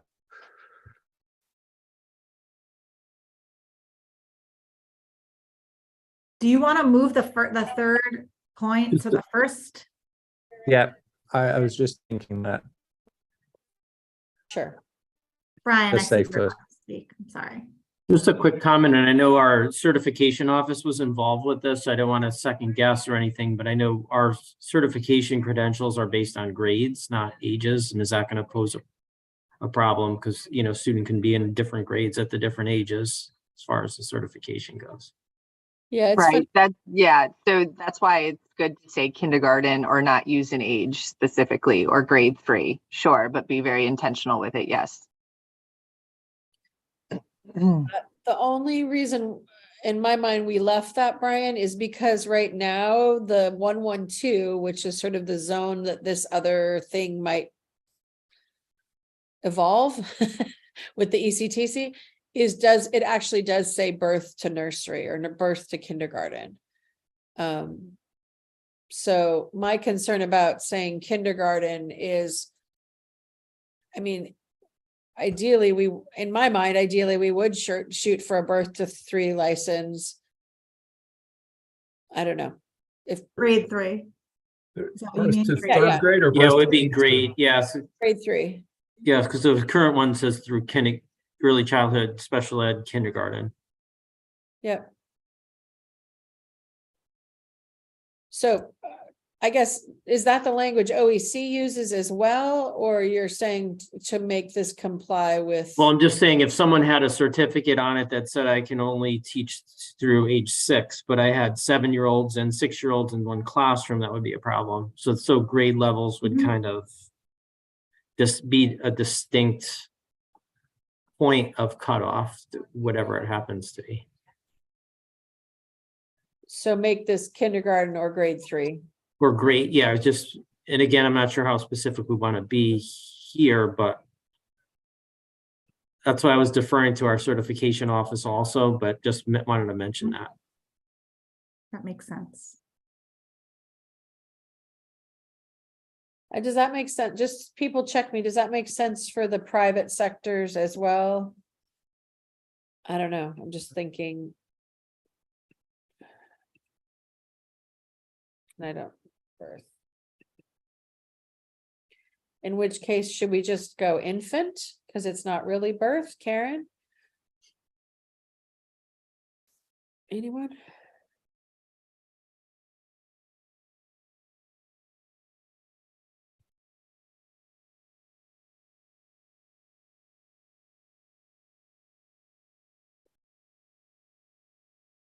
Can you hear me?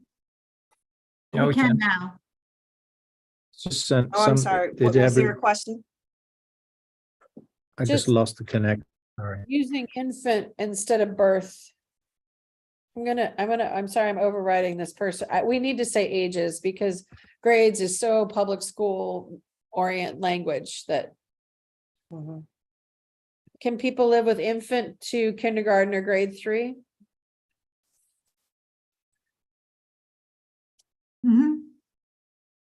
Karen or Deb, I was just asking rather than using the word birth, because that's not really necessarily. We're really talking about infant.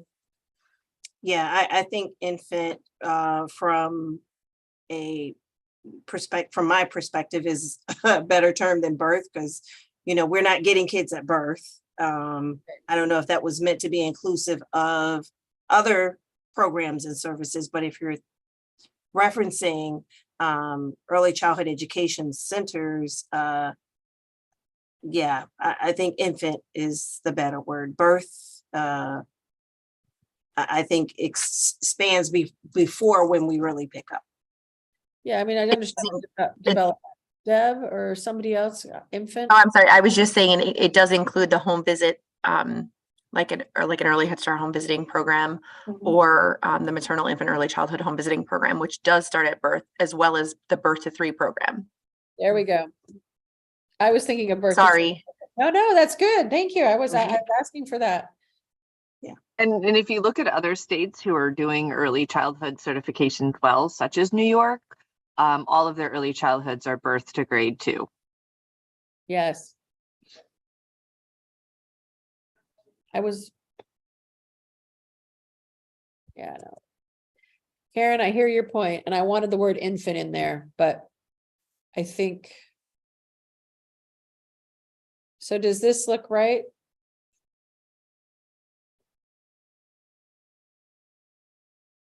Yeah, I think so.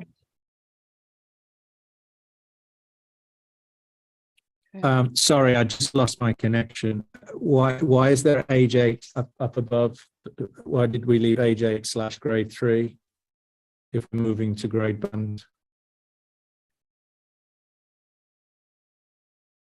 my resistance about the grade, I understand Brian's point. I feel like the part of it is to get a little bit of disruptive language out there. When we talk about grades, people only think of school, public school. And so we were just editing in two places. I understand why this needs to say kindergarten or grade 3, I guess. But we really have been talking about the developmental span, and that's what our charge is. So somebody else resolve that. I have too much conflict over it. I just feel like when we only talk, we just perpetuate some of the notions of that schooling. So age 8.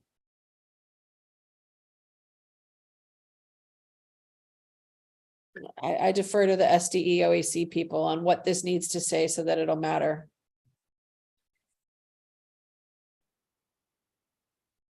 I think the ages are good to keep in, or serving children within the developmental span of ages birth to age 8. Is what you're trying to get at, but it is correct in terms of certification, sort of like language. Grades work better regarding regs, but within the birth through grade 3, what you're talking about is generally children ages birth to 8 or 9, within that developmental age span. Brian, with all respect, I think I'd like to leave the age 8, and when the stakeholders get together, we can all worry about whether there's a 6-year-old in a kindergarten or a 7-year-old, maybe. Is that fair? What Brian was saying was correct, though. That's how we do certifications in the state of Connecticut. So, you can leave age 8, but I can guarantee that when a cert is passed, it won't be passed based on age. Why don't Can you do 8/grade 3 the way you have it? Can we have both? In our report, we can have whatever we want to. When it comes to figuring out certification, they're probably going to go with grade 3. Can we add? Yeah, I mean, we go the required. Sorry. So let's. Could we add what Deb said, though? Couldn't hear that. Add what? Could we add what Deb said, though, about having, there was a sense it was developmentally appropriate to children, to infants birth through age 8. So we've got the developmental age. Deb, will you repeat what you said? I can remember it. It's been 10 minutes. So, I think it was something along the lines of, serving children in the developmental stages between ages birth. Stages. Yeah. Ages between birth to age 8. Okay. And then we can put the endorsement language in parentheses.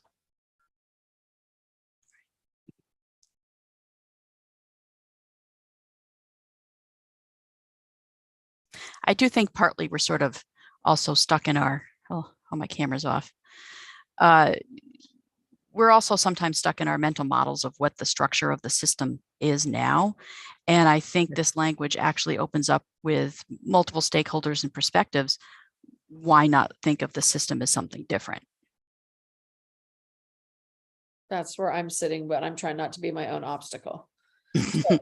Birth to kindergarten or grade 3 makes sense. I think that can happen there. Are people comfortable down below? Create an interagency. The interagencies can figure out their language and center whatever feels important as with all the stakeholders when we get there. Can people live? Are people good with this now? Or do we need to make another tweak? And I really wanted to get the word infant in there. Oh, no.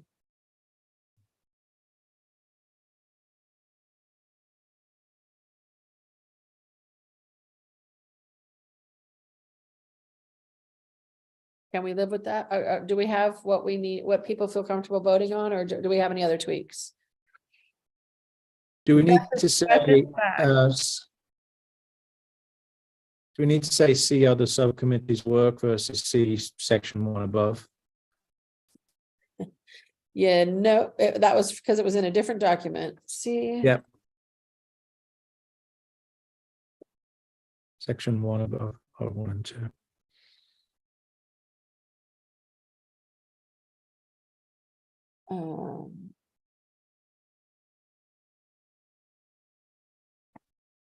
Okay. Not to put you on the spot, Beth, but any other thoughts about anything here that seems like a red flag or a problem? Because I think the birth to grade 3 was the only thing, but I think you all came to, you can put what you want in the report, but the certification will be different. My only other thought was, do we need to be explicit about saying, you know, we do not want a kindergarten to 6th grade credential, because you could see, like, if that's what this committee believes, but you could see, I feel it in every meeting I have right now with people from the public schools, that they're coming for a 1 to 6 credential. And so we don't say explicitly that we support a K to 6 credential. We don't say explicitly here about the 1 to 6 credential, but I had to leave and I had no way to write in the chat because the chat is disabled to say I had to go and come back. But so I apologize for leaving. So you may have talked about it. no, we didn't. What about under the second bullet? This is distinct from the grades 1 to 6, and do we call it endorsement? Yeah, endorsement. But I think my point is, Which we do not think should include kindergarten. I would just, I think we should just leave it at, this is distinct from. yeah, so then 1 we're to just not 6, saying it, but it's not it really kindergarten. kills our pipeline entirely. When they did the K to 6, it shut down 2 programs in the state. So Yeah. if this is about both, and I can understand why we don't want to take a stand, but it will, all these things we're talking about, even the salaries, Yeah. that move would negatively impact all of this. And even with better salaries, it would negatively impact all of this because we'd have way fewer people trained as early childhood. Can we say that kindergarten should remain in the, I don't know, early childhood Just certification? say exclusively rather, you know, because again, they could say, we'll put it in both. We'll have pre-K to Right. 3, K to 6, doesn't make any difference. Good for the kids who are in college, paying all this money to go to college. Like I hear the whole help superintendents and principals who can't move 3rd grade teachers down to teach kindergarten. So I just, as commissioner, like that's looking at a policy level, that policy hurt us more than anything in terms of workforce over the past 10 years. We're still feeling it in workforce availability. And frankly, in the training for teachers in elementary schools, because it so helps to have 2nd grade teachers trained in early childhood too, but there was no reason for them to take the pre-K to 3 if there was a K to 6. Okay, people, I'm editing fast. Here we go. Talk to me. Does this work?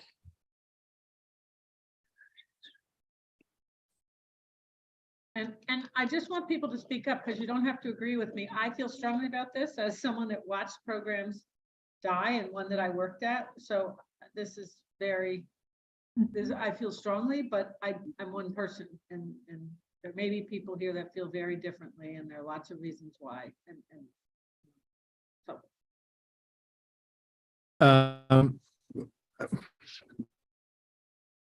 so can you hear me? Because for some reason I've got an unstable connection. Yeah. Yeah. I mean, I'm not disagreeing, but I'm split, and I think part of that is some of the tensions that we have that Paige spoke to, that we wouldn't want to see some of these present certification endorsements disappear. I think this might be something for the what are we calling it, interagency task force to work on. I just hesitate. There's something, Beth, that's making me hesitate that this is a set of recommendations versus a set of position statements. Yes, yeah. And that can be, those positions are out there, and I think people know about them. I've certainly sent a response to CSE on this, but I think that operates out of the set of recommendations, and maybe it's for a different discussion. I just want to keep this at the recommendation level, would be my position. I'm going to push back a little bit here though, too, because as someone who needed to, support the University of Hartford response to this patching of kindergarten being added to 305 with I don't know how many years, decades of early childhood preparation that's happened at UHeart. This is one of those moments where the solution happens now in the crisis. And if we don't say we're looking for the long-term fix, I think it's wrong to be. I think we do need to speak up about this. We're probably going to get steamrolled, but I also don't have the same length of experience as Beth, but I know this continues to be a source of undermining the profession. So I think, can we find a way to, maybe I've said more than we need to right here, but at least nod to it?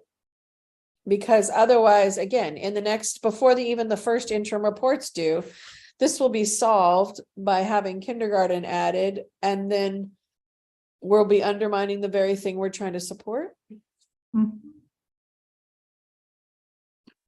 I'm in support of what you wrote, Paige, but I hear some of the tensions. I philosophically and ethically stand with kindergarten being in early childhood. Yeah, I suppose my response, again, I hear everything. I'm thinking at the higher ed perspective, where we have a suite of programs and we have faculty that have different opinions and stakeholders with different opinions on this. And, I think that in our recommendations, we may nod to there are people with, strong positions on this, but I don't know what this will add, is all I'm saying, because those positions are out there.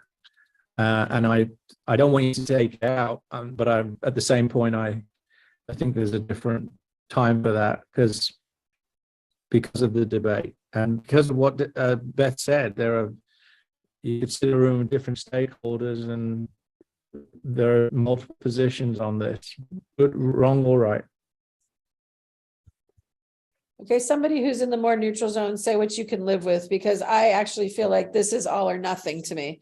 Because if we don't take a stand on the thing that undermines us, then I'll just speak as soon as kindergarten gets added to early child, get added to elementary, just thinking about my own institution, more people are going to just do early elementary special, and early childhood will get put to birth to K.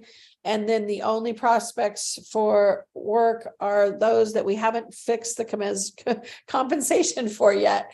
So I think until we fix that compensation and someone can go into early childhood in the birth to kindergarten space and make a living wage in all settings and all ages, we have to keep pushing back against the fix of kindergarten. I'm going to be silent now. I know we only have 10 minutes. We just have to go with what can we live with. Paige, I just want to say I agree with you. This is definitely, again, all or nothing, right? And I think we have to leverage for the things that are going to help improve the very issues that we're battling against right now. And so if we don't take this opportunity to do that and to call those things out distinctively, we will have missed a great opportunity to advocate for and make real change for the industry. Just a quick comment from I agree with the kind of dichotomy with a position versus a recommendation, feeling a little uncomfortable about that. Again, understanding I'm not as intimately involved with the positions, that have in the discussions as Commissioner Bai and Stephen, articulated, but is there a different way rather than our entire committee taking this position versus highlighting the concerns related to if, Can the I impact. suggest, Yeah. rather than, I think it's assert, that's, Paige, I agree with the language. All right, I'm with you. Give us But something can we just recommend kindergarten should remain? Because look, this has happened outside of this task force, right? We get a letter that Yeah. kindergartens, you know, I mean, I don't know, that seemed to have happened by a board decision. So I didn't feel we had much input on that, but I feel we should keep it at the recommendation level Yeah, I think for the reasons you give. Yeah, Mhm. I think it's a recommendation, that's right, because this could all be moot in, as you said, Yeah. Paige. All it takes is like one legislator who has power to get something in the implementer, who has a superintendent that's particularly irked about this. And that's where we need these recommendations so that at least the education co-chairs see this as a recommendation. I'm probably going all academic and putting too many words in here, but do we need to say that? Or do we just say recommend kindergarten should remain only? Yeah, again, this can be expanded on in the fuller report, I think. the reasons why. Yeah. Right. And I think it's beyond the early education field too, so Okay, it benefits second, third, fourth, fifth grade to have early childhood educators as a part of the mix of any school. And they're endangered species. I know. Mhm. Thus, how about thus? I can't get more neutral than thus, people. Yes. Can people live with that? Well, I think Where's when you say where's the word should- recommend? Yeah, I Yeah. think when you say should, it's very, I never allow the word should in any memo. I'm sure Yeah. people get around me sometimes. But, We kindergarten is recommend, recommended to remain. Did we do it? Okay. I want to use thus. But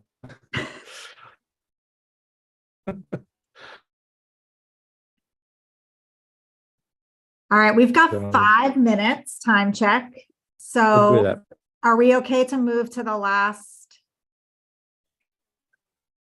section Yes. for today? Okay. All right, interagency data. Lack of data is a continued barrier to workforce development, preparation, and stability, as well as to providing quality early care and education experiences for children across the state. Create an interagency data collection warehouse on the state of the early childhood workforce with input from multiple agencies. Data should be disaggregated by race, gender, and position. Provide an annual report of data collected. Georgia. I don't know if the OEC has this data, but one of the questions that has been hanging out there is the number of people in the workforce. I know we did the workforce stabilization fund grant. Were we able to collect some good data from that process? That's a really good question, Georgia. We did not in round 2, but in round 1, but round 2 is structured to help us gather that data. Do we have a sense of what the total workforce is? We think it's, well, I mean, we estimate it's between 35 and 40,000.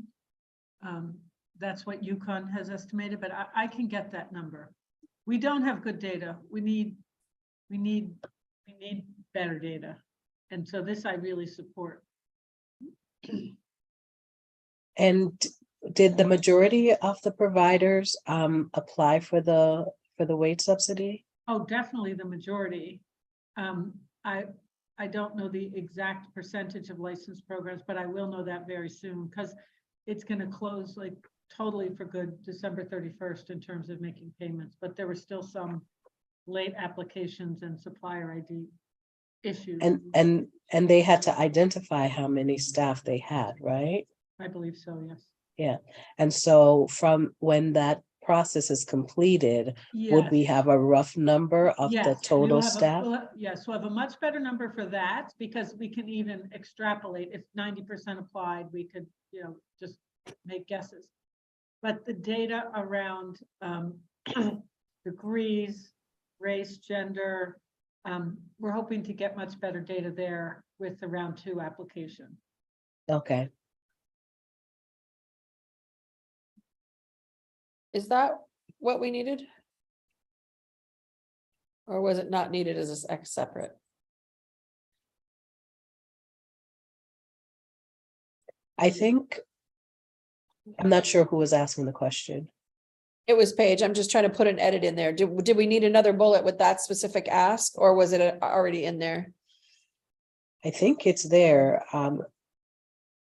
Is it?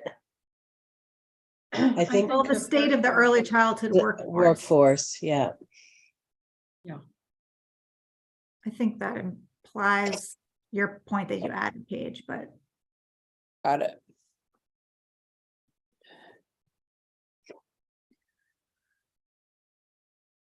any other, go ahead, Paige, Georgia. I did. So Beth, or Commissioner Beth, I'm sorry. No, call me back.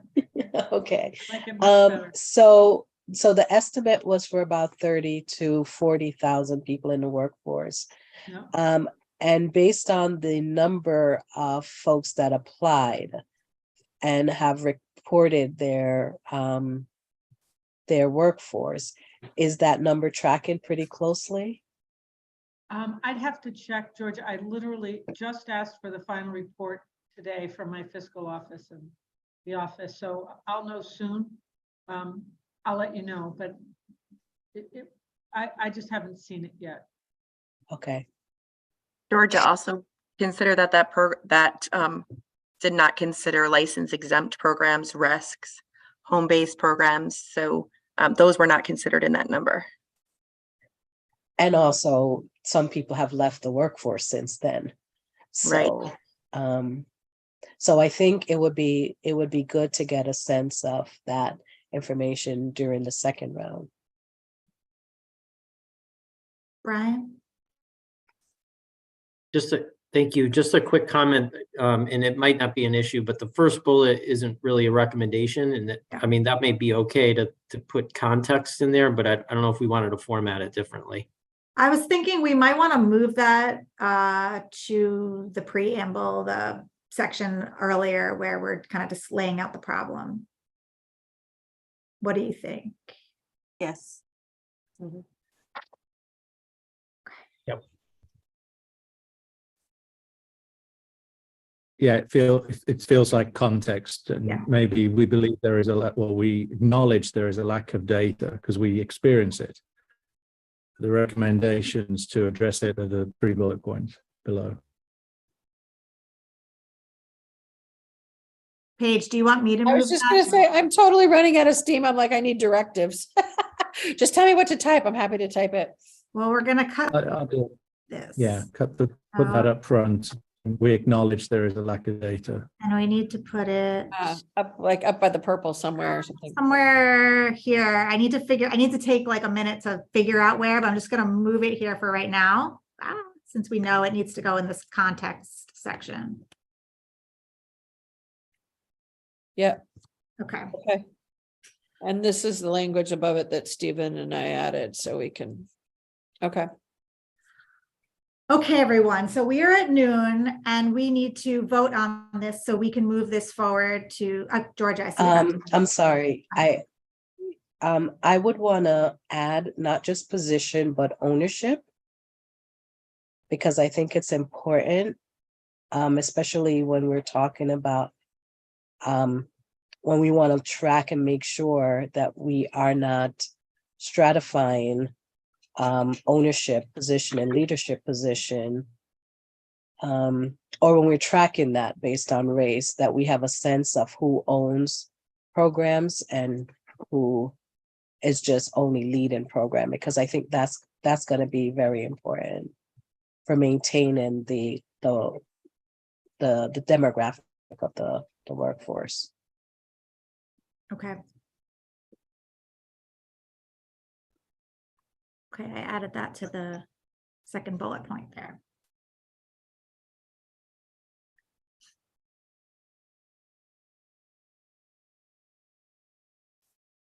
So, Paige, are you about to say something? Okay. Reading people's body cues there. Okay, so can we move forward a motion to vote on this with the accepting the edits to be submitted to the Education Committee as our executive summary? So moved. I would just add that we're going to tidy up the preamble. I don't think we need to spend time. If the councillors agree to that, we're going to just, because Paige and I put a few edits up front, and it really is, it's just wordsmithing that to make it flow. It's the recommendations which are at the heart of this. So I do want to get some clarification though before we vote, because there was a question about the years of service, whether there was going to be a vote on 3 years versus 5 years. So when we are voting to accept this recommendation, what does that mean for that question, that outstanding question?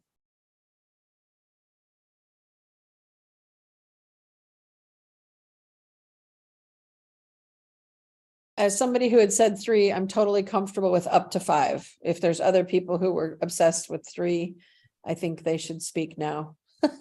if they are comfortable doing so. Otherwise, I'm comfortable. Jenny, do you mean you're comfortable with leaving it at 5? Yep, Okay, up to 5, yep. up to 5.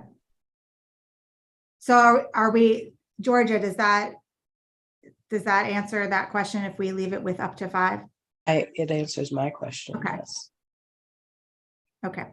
Does Second up to amendment. 5 include 1?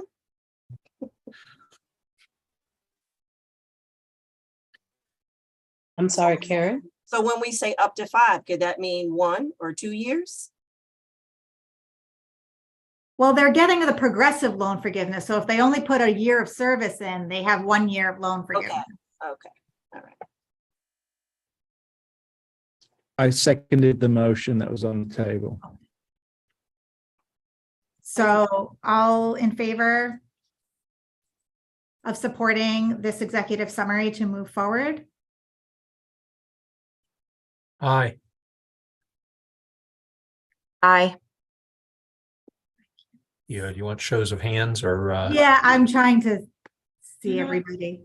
I think I missed my opportunity to just state, if you all will forgive my Robert's Rules of Order, that I plan to vote in support, but in the spirit of these are goals, whereas many of these things have budget and legislative implications that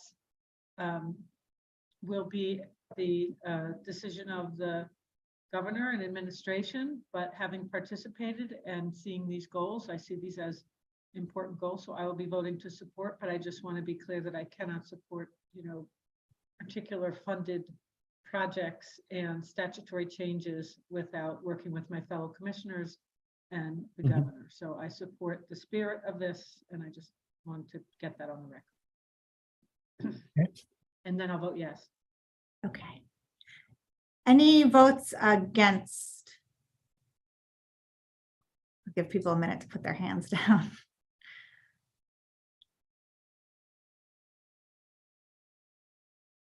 Any abstentions?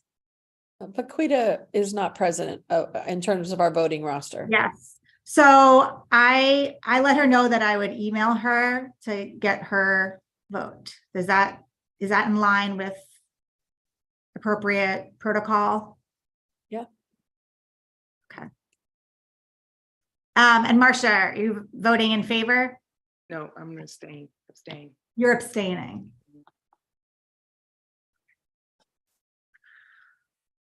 Okay, so I will we will make these amendments, edits, and we will move this forward to the to the Education Committee by the end of the week. And then we will start moving forward on the March 1st report. in the interest of time, I think what I'll do is Marcia and I will email out a proposed timeline for how to finalize this report, and we'll be working with the subcommittee chairs, Georgia, Stephen, Paige, to make sure that we are accurately developing the final report. Does that sound like a plan to move forward?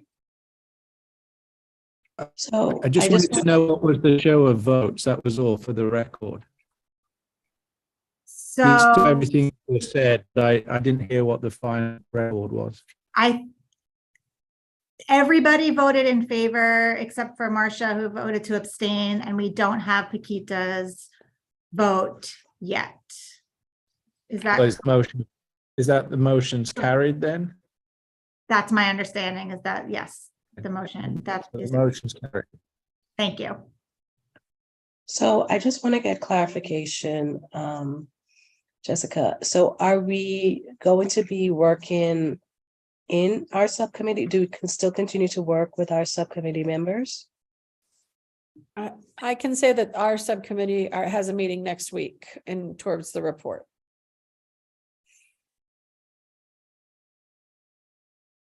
So